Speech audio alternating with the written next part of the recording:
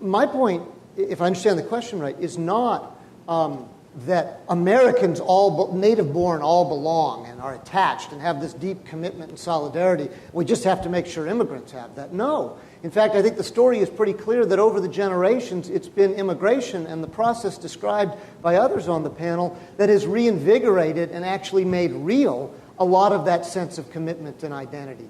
But it is a process that has to go on. It has to be. It doesn't naturally just run by itself.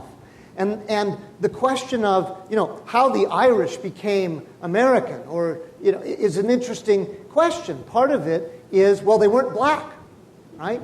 And part of it is, well, you know what? We shut the doors in 1924 on other immigrants.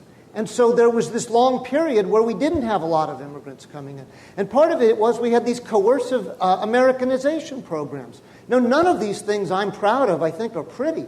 But to deny that they were present at a time when you went from Teddy Roosevelt to Franklin Roosevelt in 20 or 30 years, so that the people who were called the Wild Irish could suddenly be part of all Americans support economic rights and we have a New Deal, that's a stunning story, and it takes work, and some things that are ugly sometimes.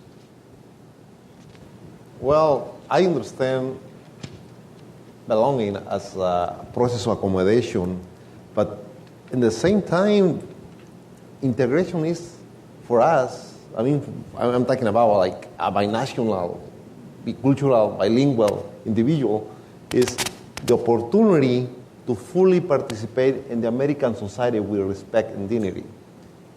And that's what I think. I think this, Ramon, you're right. This country has had an extraordinary record of discrimination and exclusion. A lot of it based first on religion and then also on race. I think the country's had some extraordinary achievements in terms of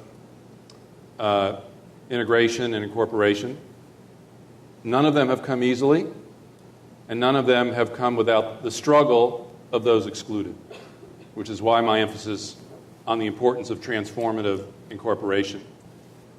If you're going to become, as a Catholic or a Jew or a black or a Mexican or a Chinese or Japanese, if you're going to become an American and really feel that you belong to this society is going to have to change. Some of the changes that have happened as a result of those struggles have been extraordinary, and one of which is so extraordinary we don't talk about it anymore. This country was founded to be a Protestant refuge. It was not a place for Catholics, and it was not really a place for Jews. This country has been so successful in incorporating immigrants of those faiths, perhaps nowhere more so than this great city. It's such a success, we don't talk about it anymore as ever having been a problem. In fact, when we teach American history, we sort of underestimate the significance of religious conflict. That's an achievement.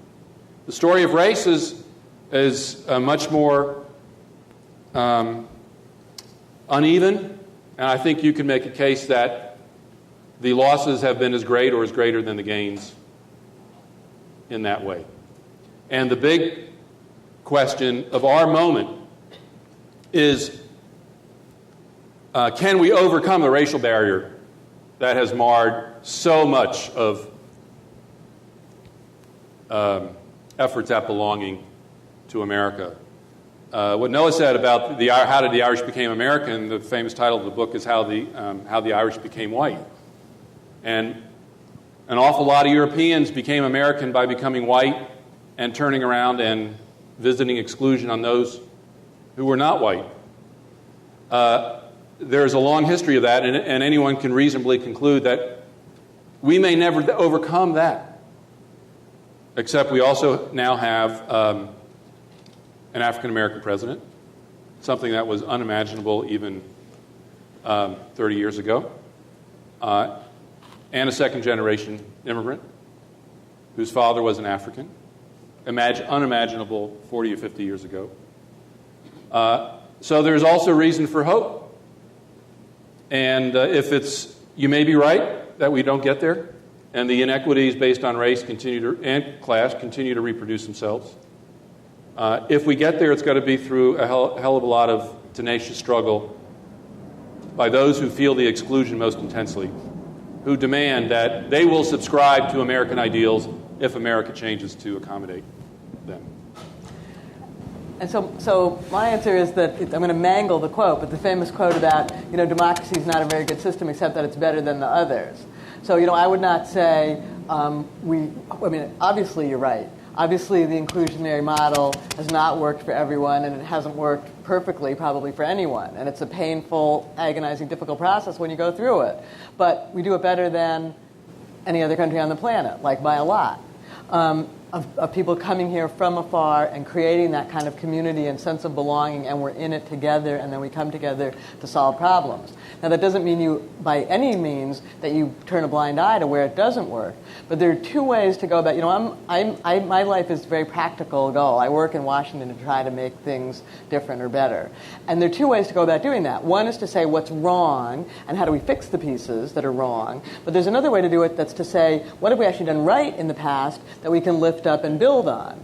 And I see, at least in the incorporation realm, that trying to figure out what we've done right in the past that has worked, because we did do this very well 100 years ago, and now we're facing it again with another generation, much bigger. How are we going to build it so that it works for, the people who are going to be coming here, who've come here in the last 20 years and are going to keep coming here?